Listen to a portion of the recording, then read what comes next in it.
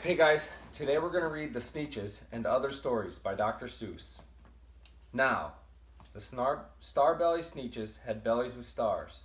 The plain-belly Sneetches had none upon theirs. Those stars weren't so big, they weren't really so small.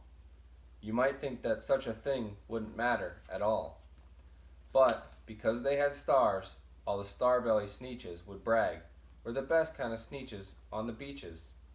With their snoots in the air, they would sniff and they'd snort. We'll have nothing to do with the plain belly sort. And whenever they met some, when they were out walking, they'd saunter straight past them without even talking.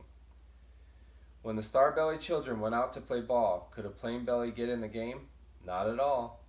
You only could play if your bellies had stars, and the plain belly children had none upon theirs.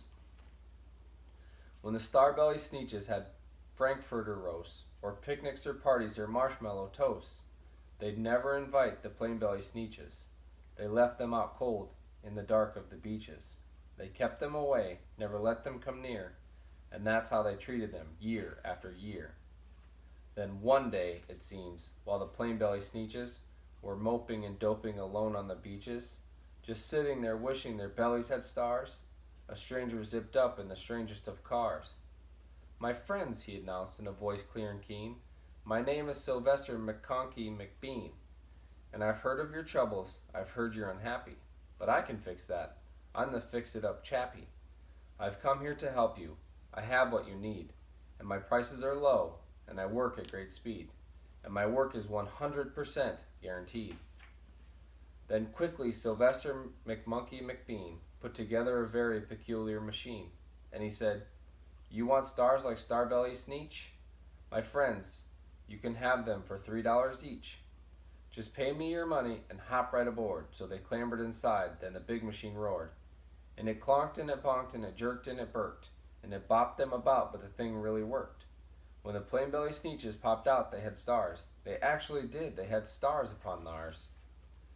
Then they yelled at the ones who had stars at the start. "We're exactly like you, you can't tell us apart. We're all just the same now, you snooty old smarties, and now we can go to your frankfurter parties." "Good grief," groaned the ones who had stars at the first. "We're still the best Sneetches, and they are the worst. But, now, how in the world will we know?" They all frowned. "If which kind is what, or the other way round?"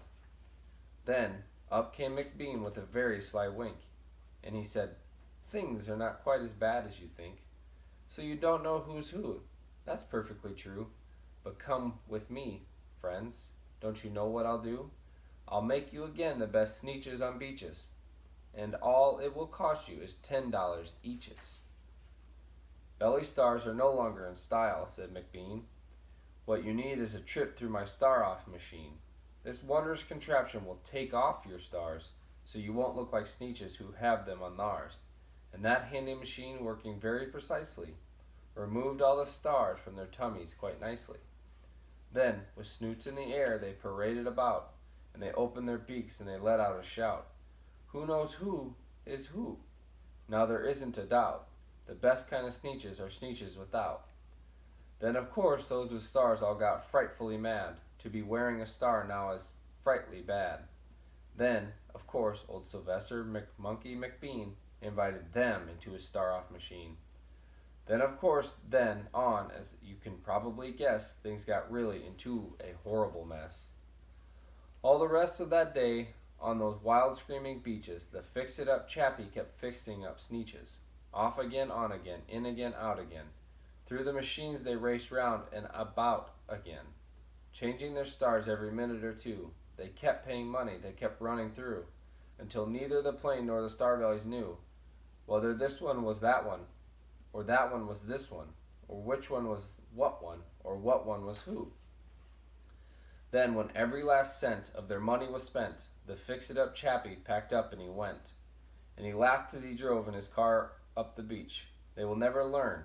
No, you can't teach a Sneetch. But McBean was quite wrong. I'm quite happy to say that the Sneetches got really smart on that day. The day they decided that Sneetches are Sneetches, and no kind of Sneetch is the best on the beaches. That day all the Sneetches forgot about stars, and whether they had one or not upon theirs. the Zax. One day, making tracks in the prairie of Prax, came a north going Zax and a south going Zax. And it happened that both of them came to a place where they bumped. They stood, foot to foot, face to face. Look here now, the north going Zax said. I say, you are blocking my path, you are right in my way. I'm a north going Zax and I always go north. Get out of my way now, and let me go forth. Who's in whose way? Snapped the south going Zax. I always go south, making the south going tracks. So you're in my way, and I ask you to move, and let me go south in my south going groove.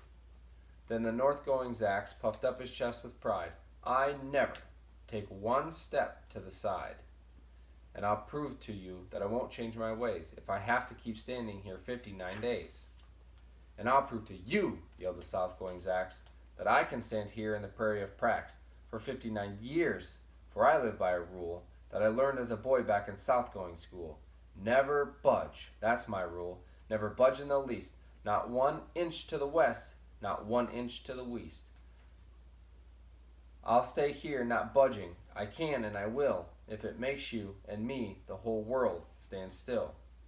Well, of course the world didn't stand still. The world grew.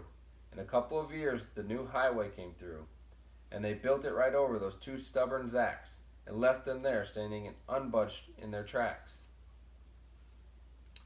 Too many days. Did I ever tell you that Mrs. McCabe had 23 sons and she named them all Dave? Well, she did, and that wasn't a smart thing to do. You see, when she wants one and calls out, "Yoo-hoo, come into the house, Dave," she doesn't get one. All 23 days of hers come on the run.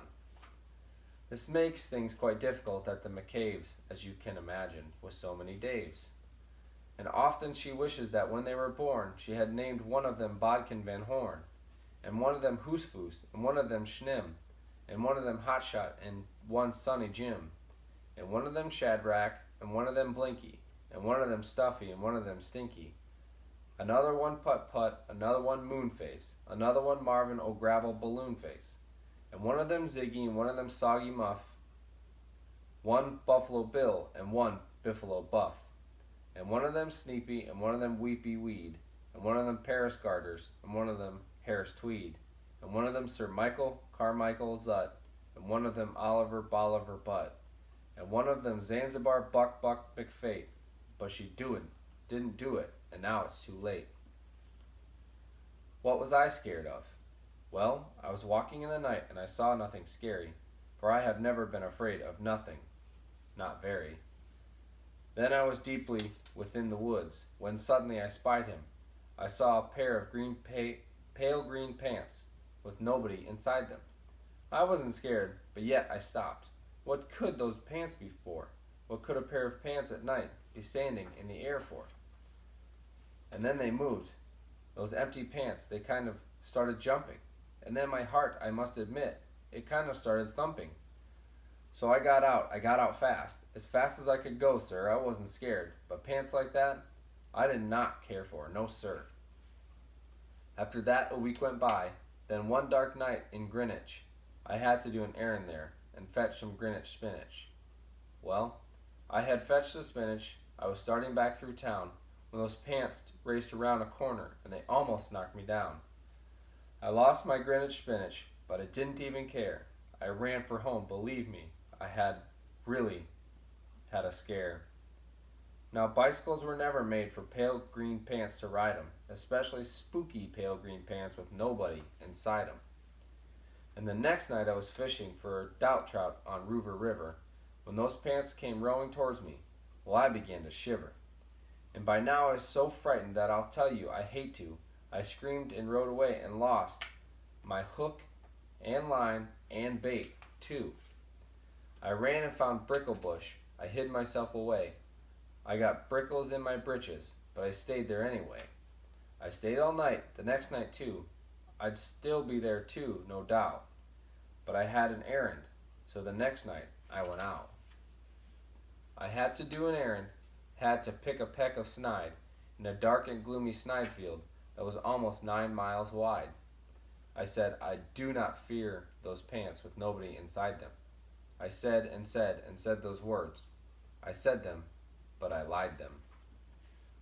Then I reached inside a snide bush, and the next thing I knew, I felt my hand touch someone.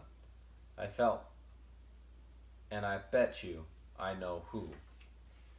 And there I was, caught in the snide, in that dreadful place, those spooky empty pants, and I was standing there face to face. I yelled for help, I screamed, I shrieked, I howled, I yelled, I cried, oh, save me from those pale green pants with nobody inside. But then a strange thing happened. Why? Those pants began to cry. Those pants began to tremble. They were just as scared as I.